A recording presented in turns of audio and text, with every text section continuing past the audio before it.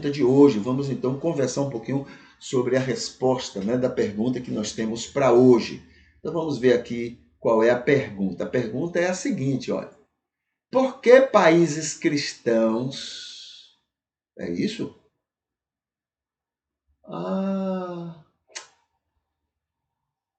Isso aqui já respondemos ontem. Então não estou sabendo onde é que está a pergunta de hoje. Deixa eu ver aqui. Tá aqui. Pronto, é essa pergunta aqui, ó. Como entender... Aí sim, agora é a hora, é a pergunta. Como entender um evangélico armado, intolerante? Sabe por quê? Isso tem a ver com uma reportagem que me passaram. Aqui, ó. A pergunta baseada na notícia. A notícia é a seguinte: evangélico invade terreiro de candomblé armado e destrói todas as imagens de orixás. Aí tem um linkzinho aqui, ó, da notícia, certo? Então vamos ver aqui alguns itens, né, para a resposta que a gente pode dar para essa situação. Vamos ver aqui. Lamentavelmente, primeiro item, lamentavelmente, isso tem se repetido muito no Brasil e no mundo.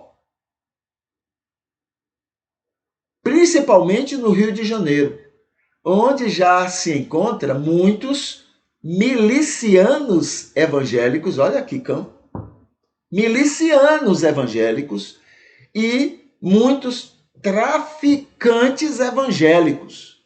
Lá no Rio de Janeiro tem. Declarados. Nós somos traficantes evangélicos. Não duvido que tenha até traficante batista não, tá? Não duvido, porque tá tudo no mesmo bolo, né? Traficante evangélico. Como se fosse a coisa mais normal do mundo. Isso lá no Rio de Janeiro, mais normal. Tem gente até que agradece. Deus, obrigado, porque o traficante fulano de tal agora é crente. Rapaz, Deus engole coisa que eu vou te contar. Então, fosse coisa muito normal no mundo. Isso demonstra o nível e qualidade do evangelicalismo na atualidade e naquele estado.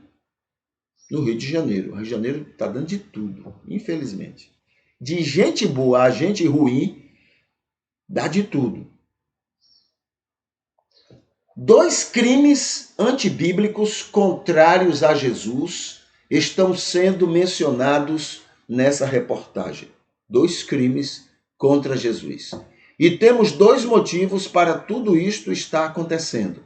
São respostas que temos para esta situação diabólica que usa o nome de Jesus para se concretizar. Ponto 3. O primeiro crime tem a ver com o tal evangélico estar armado, empunhando uma arma de fogo para agir como bandido, entendendo que está glorificando a Deus, que está sendo agradável a Jesus. Esse é o primeiro crime. Por que faz isto? Ele é vítima. Ele é vítima de muitos líderes espirituais, também evangélicos, que assumem púlpitos e igrejas para promoverem ou alimentarem a ideia de um Jesus violento que se sente exaltado com a violência de seus seguidores. O que não falta é pastores defendendo isso por aí. O que não falta são líderes que vão até a televisão com os dentes cerrados, assim, ó. Eles falam assim, dentes cerrados, para mostrarem indignação, raivas, ódios, violência contra tudo e todos que lhes pareçam contrários a Jesus, violento, que acreditam e seguem. Aquele rapaz armado, aquele evangélico armado, ele tem culpa, mas ele é vítima desses líderes espirituais, com seus ódios, suas raivas, suas iras, nos púlpitos das igrejas e na televisão, em nome de Jesus. 4. O segundo crime espiritual que comete este evangélico armado é o da intolerância religiosa e, quem sabe, até racial, econômica, educacional, etc. Gente assim não é intolerante só num aspecto. Sua patologia irracional é bem mais abrangente. É o que podemos entender como totalmente fascista. Eu creio que isso é bom. Todo mundo tem que ser igual a isso que eu acho que é bom. Isso é fascismo. Cadê? Da mesma forma, não devemos culpá-lo sozinho. Ele é fruto de um cristianismo doente que há muitos séculos temos mostrado ao mundo. Um cristianismo anticristão que incomoda todo mundo, até os verdadeiros cristãos que sofrem na pele e na proximidade desta gente malignada. 6. Aliás, 5. Outros crimes estão sempre sendo lembrados na mídia, nas reportagens de todo dia, inclusive usando influências perversas para usufruir do erário público, para locupletar os bolsos furados de muitos políticos evangélicos que votam não pelo interesse da coletividade, mas segundo as emendas parlamentares que lhes chegam às mãos. Em nome de Jesus. 6. Um primeiro motivo para isto acontecer, agora vai dizer por que essas coisas acontecem. Um primeiro motivo para isso acontecer, e respondendo à pergunta de hoje, é que o cristianismo, como em todas as religiões sobre a face da terra, é composta por dois tipos de gente que se diz religiosa. Um tipo, Jesus chamou de trigo ou ovelhas. Os que são realmente religiosos, os que se deixam usar pela religião e seus objetivos de conduzir pessoas a serem bênçãos ao mundo, a todo mundo, os que se dão nisto. O outro grupo, Jesus chamou de joio ou bodes. São o inverso. Não são religiosos propriamente ditos, mas se dizem até muito religiosos, exagerados até, como eram os fariseus. Estes não se deixam usar pela religião, mas pelo contrário, eles se sentem autorizados pelo Deus que eles acreditam a usar a religião para seus próprios para os seus propósitos doentios, violentos, egoístas e prepotentes. Esses dois grupos formam todas as religiões, principalmente o cristianismo, por vários fatores. Então são dois grupos. O cristianismo ou qualquer religião tem esses dois grupos, o trigo e o joio. O trigo é o verdadeiro religioso, o joio não. O joio ele usa e abusa da religião, né? Lembrando, né, o que foi dito, não sei se vai ser dito aqui, mas eu vou dizer agora, né? O que disse o C.S. Lewis.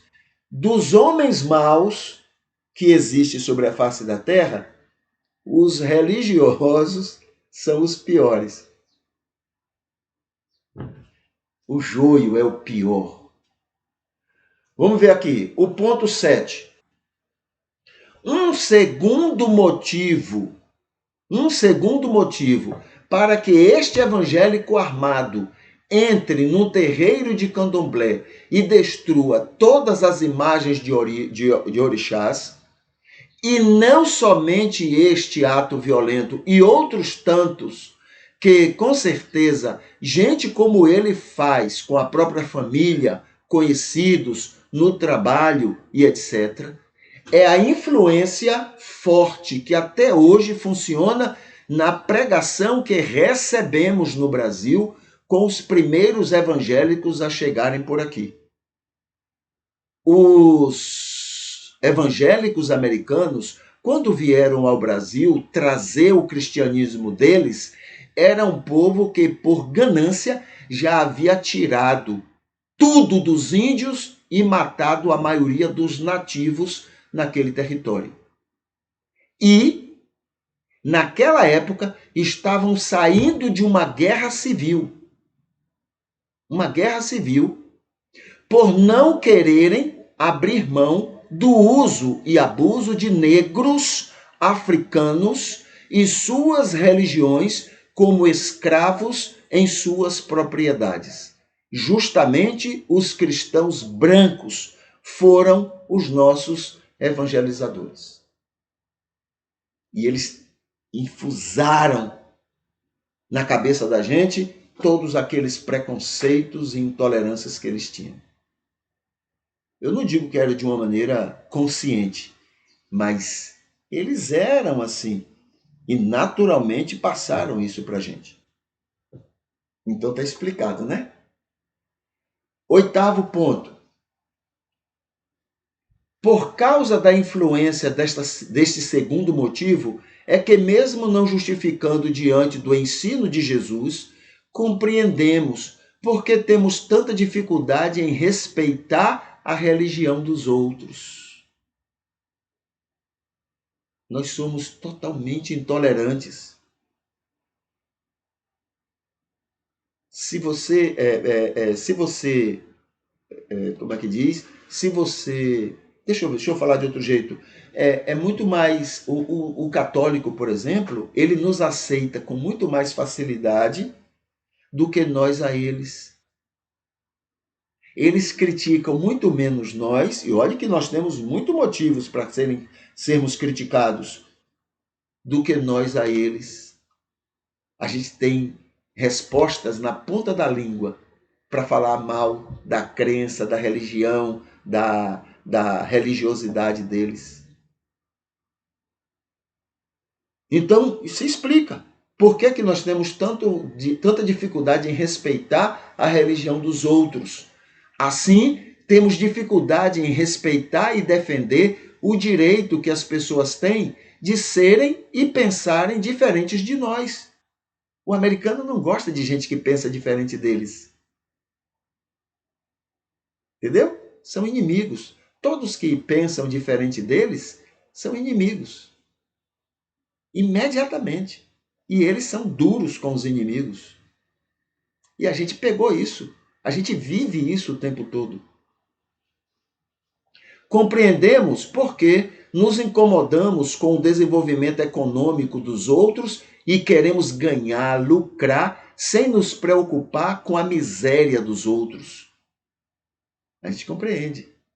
Por que eu estou sentado perto, eu estou orando a Deus. Aqui tem uma pessoa que está passando fome. Eu passo mais tempo pedindo vida boa para mim do que me preocupar com a dor dele. A gente compreende, então, por que somos assim. Por que aplaudimos tanto os ricos, né? Compreendemos, então. Cadê? Por causa dessa influência negativa e desumana que tivemos e continuamos a ter, é que gostamos de justificar diabolicamente que ricos devem ser mais ricos e pobres devem continuar mais pobres. Porque fica mais fácil de serem manipulados. Hoje eu li uma reportagem de um rapaz de uma empresa dessa aí, ele falando, é ótimo a crise. É dono de uma empresa. É ótimo a crise. Porque com a crise, as coisas ficam mais caras e fica mais fácil os empregados aceitarem o que a gente põe para eles aceitarem no salário e em outras coisas. Eles se submetem. A gente fica como sendo salvador da vida deles. É ótimo a crise. Entendeu? E a gente acha isso ótimo. Nós, evangélicos, aplaudimos. Nós somos os maiores defensores do capitalismo. Alguém pensar contra o capitalismo é contra Deus na cabeça da gente. Colocaram isso na cabeça da gente. Querer o melhor para todo mundo é contra Deus. A gente tem que ter o querer o melhor para uns. O resto é para ser pobre mesmo, para ser empregado do outro. É assim que a gente crê. Porque isso foi trazido por eles. Esse evangelho que a gente prega, que a gente vive, foram eles que nos ensinaram. Entendeu? Eu conheço gente pobre porque é evangélico. Ah, Deus me livre pensar em o rico dividir a riqueza dele. Coloca isso na cabeça da gente. Muito bem. Por causa dessa influência, 9. No fundo, aquele evangélico armado que fez tudo aquilo no terreiro de Candomblé tem alguma culpa, pois cada um dará conta de si a Deus. Mas os maiores culpados são seus líderes espirituais, que sempre o incentivam a este comportamento, ensinando um Jesus diferente da Bíblia, um Jesus violento, um Jesus que não sabe conviver com pessoas diferentes, que pensam e acreditam diferentes. Ok? Então, a pergunta foi a seguinte: como entender um evangélico armado e intolerante? Eu acho que dá para a gente compreender bem. Eu acho que dá. Tá bom? Ok.